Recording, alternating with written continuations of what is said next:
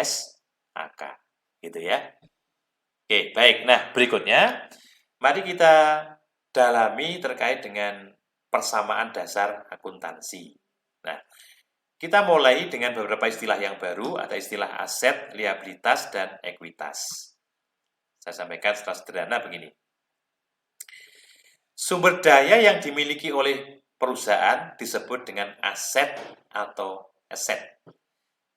Ya, terjemah dari set ini ya, aset. Nah, istilah yang lama namanya apa? Aktiva atau harta. Gitu. Jadi kita pakai ini. Nah, sementara klaim terhadap aset itu dibagi dua, yaitu pertama hak kreditor, ya kreditor yang menunjukkan utang perusahaan atau istilahnya liabilitas atau kewajiban. Jadi ada istilah utang, ada liabilitas, ada kewajiban, itu sama ya, sama. Kemudian yang kedua adalah hak pemilik yang disebut dengan ekuitas. Ya, kalau dinyatakan dalam bentuk ini kan, ini aset ya. Bentuknya aset ini siapa yang miliki? Oh, pihak luar nih namanya liability. Siapa ini? Yang lain pemilik namanya apa? Equity atau ekuitas gitu ya. Itulah konsep awal ketika kita belajar akuntansi, kita harus bisa memahami bahwa aset sama dengan liabilitas dan ekuitas yang sering tersebut sebagai persamaan akuntansi. Begini ya. Jadi ada tiga istilah tadi. Nah, kalau tiga istilah itu dihubungkan satu dengan yang lain, dinyatakan dalam bentuk persamaan, namanya persamaan akuntansi. Yaitu aset sama dengan liabilitas dan ekuitas pemilik atau ekuitas. Atau dulu namanya aset aktiva sama dengan utang plus modal. Sama saya kira ya, cuma karena kita menggunakan istilah yang baru, kita pakai istilah yang ini. Baik. Nah, kemudian tadi ya, aset tadi ya. Yang aset adalah sumber daya yang dimiliki oleh perusahaan. Contoh begini. Ini ada satu perusahaan nih, ya, punya aset. Asetnya apa? Aset itu adalah sumber daya yang dimiliki. Sumber daya itu apa? Ya, di perusahaan dia punya apa? Punya uang nih, punya uang namanya kas. Ya, dia punya pernah jual tetapi belum terima uang namanya piutang ya. Oh, beli barang tapi belum terjual namanya persediaan. Dia juga punya kendaraan untuk angkutan, kemudian dia juga punya tanah, punya bangunan, punya mesin-mesin dan sebagainya. Nah, itu namanya aset. Jadi aset dikatakan sebagai sumber daya yang dimiliki oleh perusahaan atau bentuk-bentuk kekayaan yang dimiliki oleh perusahaan. Namanya aset. Nah, kemudian liabilitas. L ya, apa itu? Liabilitas hak dari kreditor yang mencerminkan utang perusahaan. Jadi tadi kita punya aset nih. Siapa yang mempunyai klaim? Oh, utang nih, bank nih gitu ya. Utang bank berapa? Utang banknya 5 miliar. Kemudian dari utang supplier yang atau vendor kita 500 juta. Nah, maka dari harta yang kita miliki itu ya diklaim oleh pihak luar namanya liabilitas atau utang terhadap pihak lain sebesar 500 juta. Dan yang ketiga adalah hak pemilik atau ekuitas. Hak dari pemilik. Artinya aset, total nilai aset setelah dikurangi dengan liabilitas tadi, selisihnya adalah hak oleh pemilik atau ekuitas. Baik. Nah, kemudian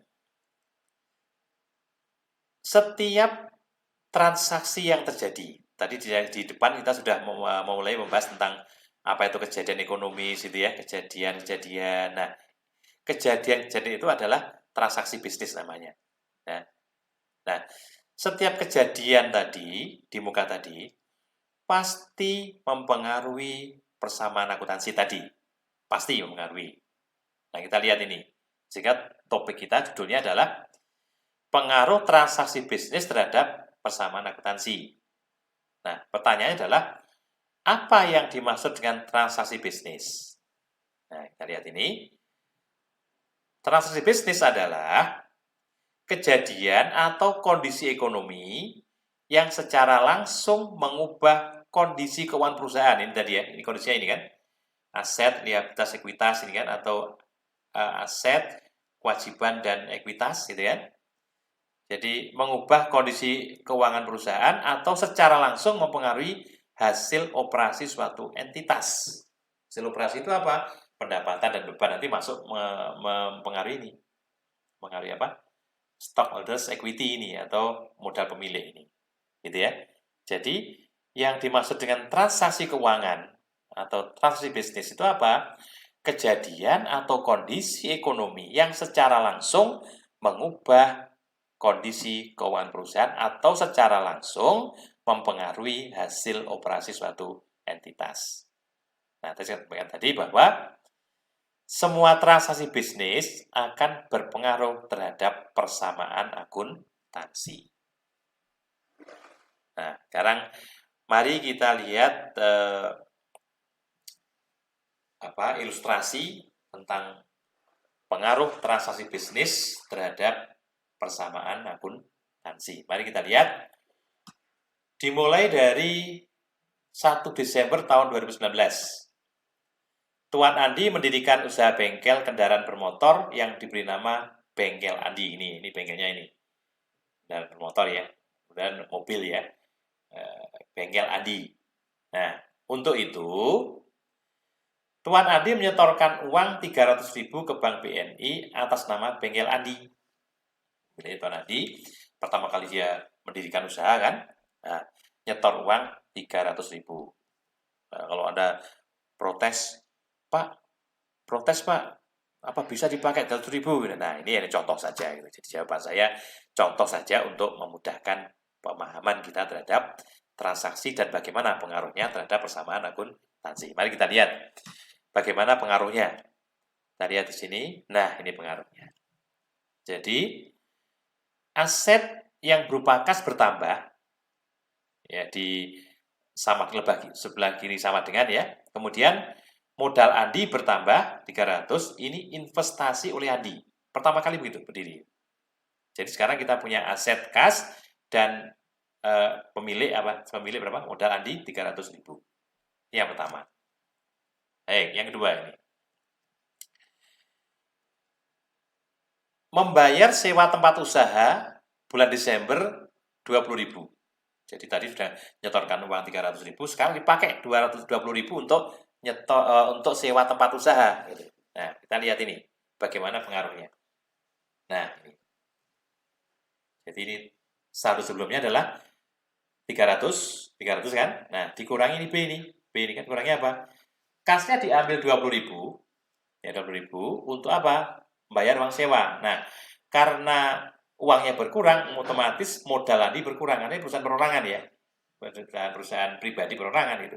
Maka kalau kasnya berkurang, otomatis modal Andi juga berkurang. Untuk apa? Untuk sewa kantor. Sehingga saldo balance saldo ya. Saldonya sekarang kasnya tinggal 280 dan modalnya tinggal 280. Ini pengaruhnya begitu. Oke. Lalu yang ketiga, sekarang kita lihat yang ketiga. Ya. Menerima penghasilan dari jasa servis untuk 2 minggu pertama bulan Desember 50.000. Nah, ini sudah mulai ada yang datang untuk servis dan seterusnya, direkap selama 2 minggu. Nah, ini hasilnya ini.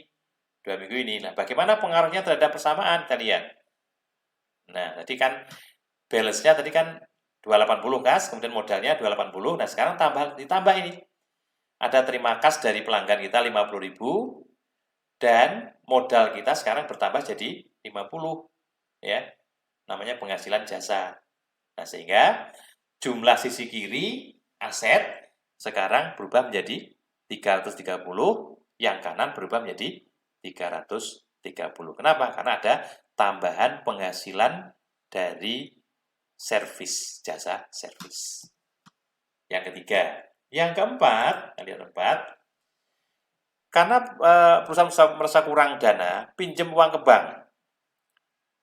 Jadi menerima pinjaman dari bank 80.000 yang diangsur setiap bulan, mulai bulan Januari tahun 2020 dengan bunga per tahun 15%. Berarti terima uang, tapi uang itu bukan dari pendapatan, tapi berasal dari pinjaman. Kita lihat ini bagaimana pengaruhnya. Nah, aset berupa kasnya bertambah 80. Tetapi ya, di sebelah klaim tadi tambah ada apa? Kewajiban baru muncul. Ya, apa itu? Utang kepada bank berapa? 80.000. Nah, sehingga posisinya sekarang berubah. Sebelah kiri asetnya 410.000, sebelah kanan ada utang kepada bank 80.000 dan modal Andi berapa? 330 gitu kan. Kalau dijumlahkan sama dengan ini, itulah pengaruhnya. Ini yang D. Oke, kemudian yang E, membeli peralatan bengkel seharga 70.000. Nah, dari uang yang ada tadi yang 70.000 kita belikan apa? Perangkat bengkel. Kita lihat bagaimana pengaruhnya sekarang. Nah, kita lihat ini. Jadi, yang berubah sebelah kiri aja. Uangnya diambil 70.000, tapi timbul aset baru namanya peralatan bengkel 70.000. Yang sebelah kanan nggak ada apa-apa, nggak ada pengaruh apa-apa gitu kan. Nah, sehingga sekarang balance-nya jadi berapa? 340.000, alat bengkelnya berapa? 70.000, kemudian kewajiban 80.000, lalu modal Andi 330.000. Nggak ada perubahan yang sebelah kanan. Tapi kalau nanti jumlah ini harus sama. Sebelah kiri harus sama dengan sebelah kanan. Begitu. Baik, yang E. Dan yang F, karena suatu hal, Tuan Andi mengambil uang dari bengkel untuk kepentingan pribadi. Karena kita menganut apa tadi, kesatuan usaha tadi, pisahkan nanti harta milik pribadi dan milik perusahaan, maka ketika Tuan Andi mengambil uang dari bengkel, ya dianggap sebagai pengambilan modal, ya, pengambilan modal oleh pemilik. Nah, maka kita akan coba lihat bagaimana pengaruhnya terhadap persamaan akuntansi ini. Jadi, kas kita berkurang, ini saldo sebelumnya ini, yang paling atas ini, kemudian yang F kas kita berkurang 25.000, kemudian modal Andi berkurang. Mengapa berkurang? Karena diambil, ya, namanya prepay Andi ya, prepay Andi ini. Nah, sekarang saldonya ini menjadi 315, 70, 40, 305. Ini setelah diambil oleh Andi. Kemudian yang berikutnya, yang G, membeli alat bengkel kepada atau dari PT Al-Maidah, harganya 90.000, baru dibayar 50.000, sisanya dibayar bulan depan. Kita lihat bagaimana pengaruhnya terhadap persamaan akuntansi. Nah, ini kita lihat. Jadi, ini saldo sebelumnya ya, saldo setelah F tadi ini, yang paling atas ini. Kemudian alat bengkelnya tambah 90.000. Ada penambahan alat bengkel plus ya, 90.000. Tapi kita hanya mengeluarkan kas berapa? 50.000. Kurang berapa? 40.000. Nah, yang 40.000 akan bayar bulan depan, maka timbullah utang baru, namanya utang usaha atau utang dagang. Di sini munculnya. Di sini kan? Jadi kalau kita lihat, sekarang jadi begini. Kasnya tinggal 265.000, alat bengkelnya menjadi 160 dari 70 tadi kan. Dan utang banknya sama tetap. Utang usaha tadinya kosong, sekarang ada utang baru 40.000 dan modalnya sama.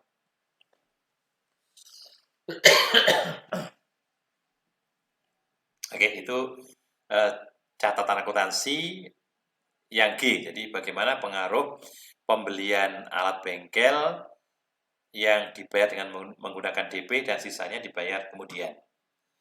Kemudian berikutnya, yang H, membayar sebagian utang kepada PT Al-Maidah atas pembelian alat bengkel tadi dari transaksi G, 30.000. Tadi utangnya 40.000 nih. Karena punya uang langsung dibayar. Mestinya Januari kan, dibayar sebagian ini. Nah, 30.000 dibayarkan. Maka kas kita berkurang 30.000 untuk bayar sebagian utang, kemudian utang usaha kita juga berkurang sebagian 30.000. Ya. Jadi sebelah kiri berkurang, sebelah kanan juga berkurang. Maka balance-nya menjadi 235.000 untuk kas, kemudian alat bengkelnya 160.000 tetap, utang banknya 80. Nah, ini utang usahanya ini. Tadinya 40.000, sekarang berubah menjadi 10.000. Kenapa? Sudah dikurangi 30.000. Dan modalnya sama tetap ya. Ini ya. Kemudian yang lain, yang I, membeli bahan habis pakai, atau mungkin kalau bengkel namanya apa ya, perlengkapan bengkel atau underdeal gitu ya, underdeal ya. Senilai 75.000 secara kredit. Berarti kita terima barang tapi kita belum bayar uang, maka timbul utang baru. Nih, kita lihat ini. Ya, yang ini.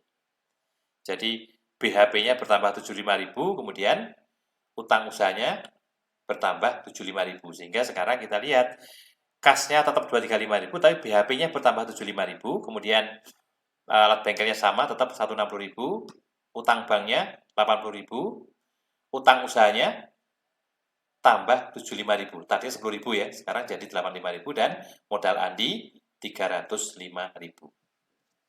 Oke. Kemudian membayar biaya bunga bank bulan Desember sebesar 1.000. Nah, ini bunga bank. Jadi kita pinjam bank 80.000, bayar bunga 1.000. Maka pengaruhnya di mana? Ini kasnya berkurang 1.000. Kas berkurang 1.000, kemudian modal andinya juga berkurang 1.000. Karena apa? Untuk bayar bunga. Karena perusahaan perorangan ketika perusahaan mengeluarkan uang untuk kepentingan biaya, otomatis akan mengurangi modal pemilik, ya. Baik, kemudian yang K, menyerahkan jasa servis kendaraan kepada pelanggan yang akan membayar pada bulan Januari senilai 40.000. Jadi ini ada pelanggan, mungkin pelanggannya kantor gitu kan, bayarnya tiap awal bulan. Pokoknya servis, kemudian selesai diambil, tapi bayarnya awal bulan berikutnya. Maka timbul apa ini? Kita mendapat penghasilan karena jasa telah diserahkan, tetapi kita belum terima uang. Namanya apa? Piutang. Maka timbullah piutang. Namanya piutang usaha atau piutang dagang. Oke, sudah. Nih, ya piutang usaha ini ya. Piutang usaha ini.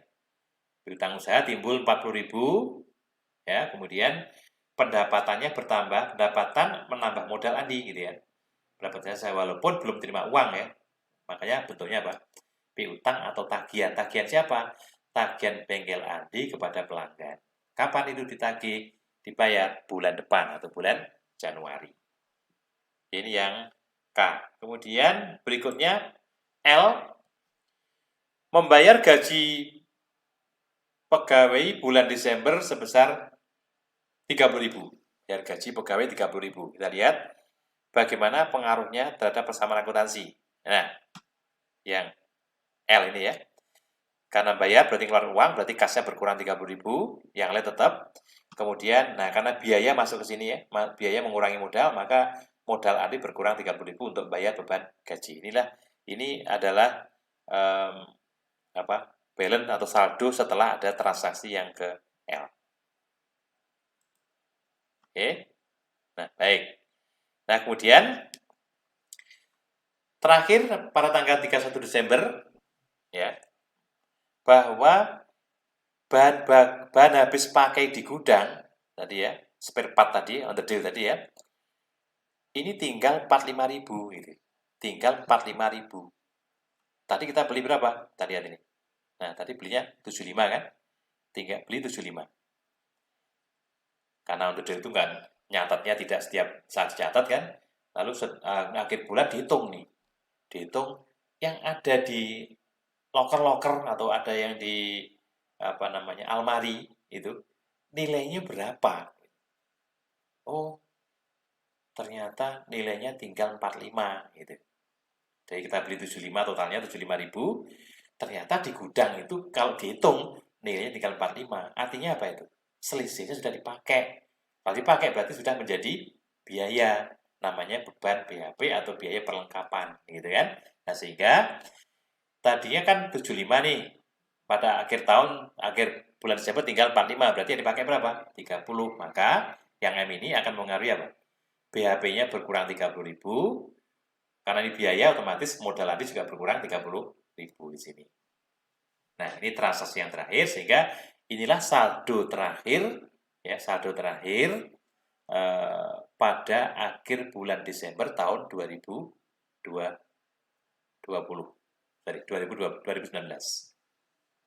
Oke.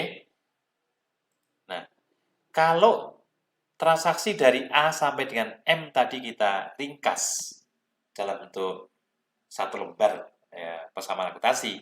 Inilah seperti ini hasilnya. Ini kan? Hasilnya seperti ini, gitu kan? Tadi kan pengaruh masing-masing. Nah, kalau diringkas seperti ini bentuknya. Nah, ke bawah ini kan? Nah, kita lihat ini saldo akhirnya ini. Kas 204.000, kemudian piutang usaha 40.000, BHP 45, lalu peralatan bengkel 160, utang bank 80, kemudian utang usaha 85, lalu modal Andi berapa? 284. 284. Nah, totalnya sebelah kiri 449.000, sebelah kanan sama 449.000. Nah, ini pengaruh transaksi pada persamaan akuntansi bengkel Andi, tapi sudah diringkas dalam satu sheet, satu lembar. Nah, di sebelah kanan ada keterangan nih. Keterangan inilah nanti yang dipakai untuk menyusun laporan keuangan, terutama laporan laba rugi dan laporan perubahan ekuitas. Sementara yang di sini untuk laporan arus kas di sini. Nah, oke, ini bagaimana persamaan akuntansi atau bagaimana transaksi bisnis itu akan berpengaruh terhadap persamaan akuntansi. Nah, kemudian bagaimana menyusun laporan keuangan dari persamaan akuntansi? Nah, kita lihat bahwa laporan keuangan itu terdiri dari 4 jenis yang utama. Laporan induknya ada 4, yaitu laporan laba rugi, yaitu ikhtisar pendapatan dan beban selama satu periode waktu tertentu. Laporan laba rugi ya. Kemudian yang kedua, laporan perubahan ekuitas merupakan ikhtisar perubahan ekuitas yang terjadi selama satu periode waktu tertentu. Kemudian yang ketiga, laporan posisi keuangan atau neraca namanya ya. Suatu daftar aset, liabilitas dan ekuitas pada tanggal tertentu. Dan yang terakhir, laporan arus kas, ikhtisar penerimaan kas dan pembayaran kas selama periode waktu tertentu. Jadi kalau kita lihat ini ada istilah periode, ini ada istilah tanggal tertentu. Bedanya apa? Kalau periode berarti ada awal sampai akhir, tapi kalau tanggal berarti posisi pada tanggal disusunnya laporan keuangan itu. Nah, kita akan nyusun laporan keuangan, tapi dasarnya dari mana? Dari sini dasarnya. Kembali ke tadi kan, dari sini.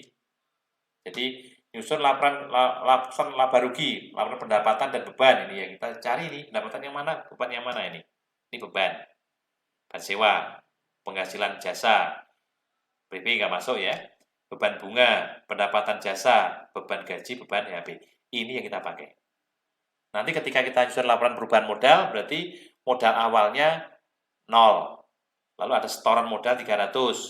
Lalu tambah dengan keuntungan atau kerugian, nanti ditambah dengan dikurangi lagi dengan prive tadi, prive. Nanti pakai ini ya. Sementara kalau kita nyusun neraca, angkanya ini neraca ini. Neraca ini. Saldo neraca ini kalau kita pindah jadi neraca atau laporan posisi keuangan. Kemudian kalau kita mau nyusun laporan arus kas ini nanti dari sini. Ini arus kas, ini ke bawah ini dipakai untuk menyusun laporan arus kas. Nah, mari kita lihat masing-masing ya. Ini laporan laba rugi. Kita lihat laba ruginya begini. Ini bentuknya begini. Nah, jadi laporan yang menunjukkan pendapatan dan beban selama satu periode, di mana ini 1 bulan ya, 1 bulan. Judulnya adalah Bengkel Andi Laporan Laba Rugi untuk periode yang berakhir 31 Desember 2019. Pendapatan jasa 90 dikurangi dengan beban-beban usaha tadi ya. Beban sewa 20, beban bunga 1000, beban gaji 30, beban bahan habis pakai 30. Ini dari mana asalnya? Dari persamaan akuntansi. Lihat tadi kolom paling kanan ada keterangan tadi, ini juga sama, tambahkan. Totalnya 91 sehingga jumlah pendapatan 90.000, jumlah biaya 81.000, maka selisihnya merupakan keuntungan berapa? 9.000. Untung 9.000 di sini. Atau dapat laba bersih ya sebesar 9.000. Ini laporan yang pertama. Jadi labanya berapa? 9.000. Oke. Nah, kemudian yang kedua ini. Yang kedua, buat laporan perubahan ekuitas, yaitu ikhtisar perubahan ekuitas yang terjadi selama satu periode waktu tertentu. Ya, laporan perubahan ekuitas. Kita lihat laporannya kayak apa. Nah, ini laporannya ini. Jadi modal Andi per 1 Desember 0, karena belum ada kan. Lalu tambah setoran modal Andi berapa? 300. Laba bersih yang diperoleh Tadi berapa? 9.000. Sehingga total penambahan 309. Gitu kan? Dikurangi dengan yang diambil oleh Andi, namanya prive Andi. Ini dari mana? Dari persamaan akuntansi tadi.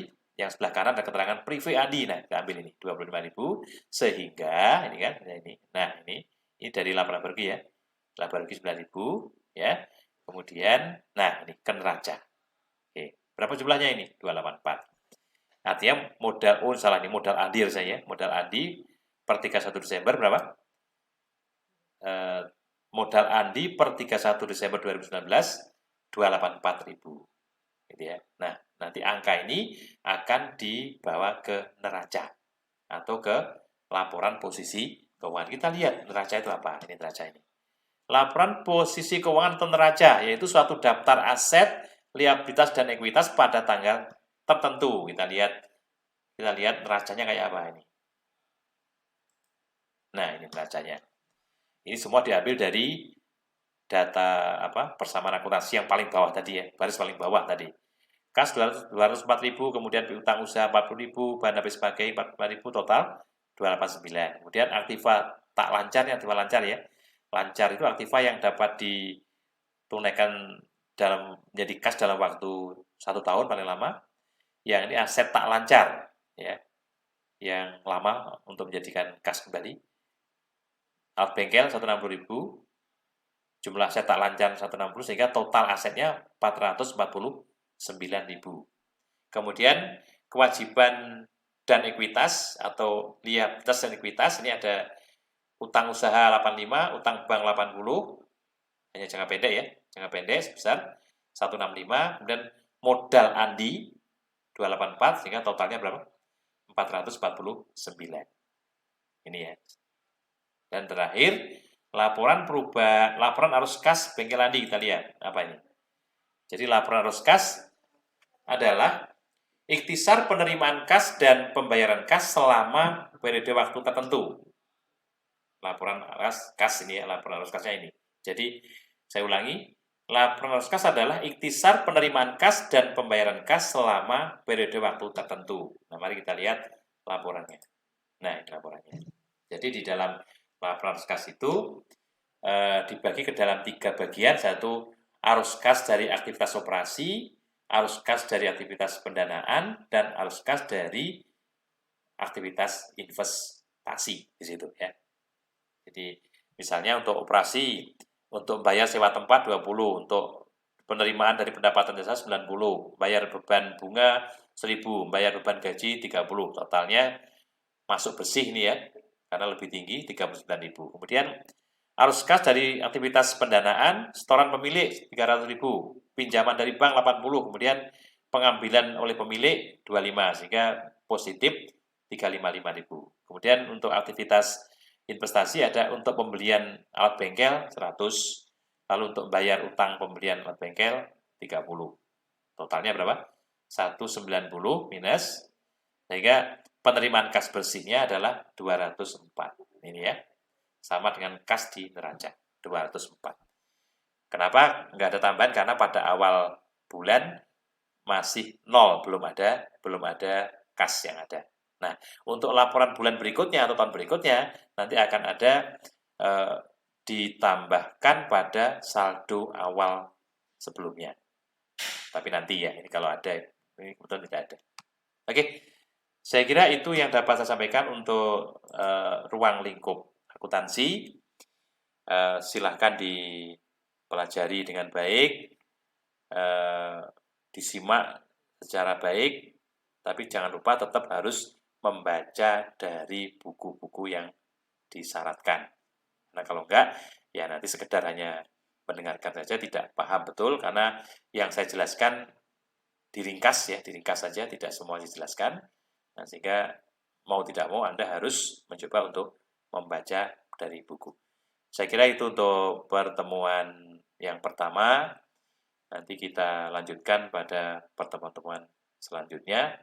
Kami siapkan penugasan agar Anda jauh lebih mahir ya, paham dengan apa yang telah kita sampaikan lagi. Nanti akan kita bahas pada pertemuan selanjutnya atau pada sesi mata kuliah yang kedua, yaitu pada waktu kita bicara praktikum akuntansi pengantar 1. Saya kira itu, kurang lebihnya mohon maaf. Kita akhiri. Assalamualaikum warahmatullahi wabarakatuh.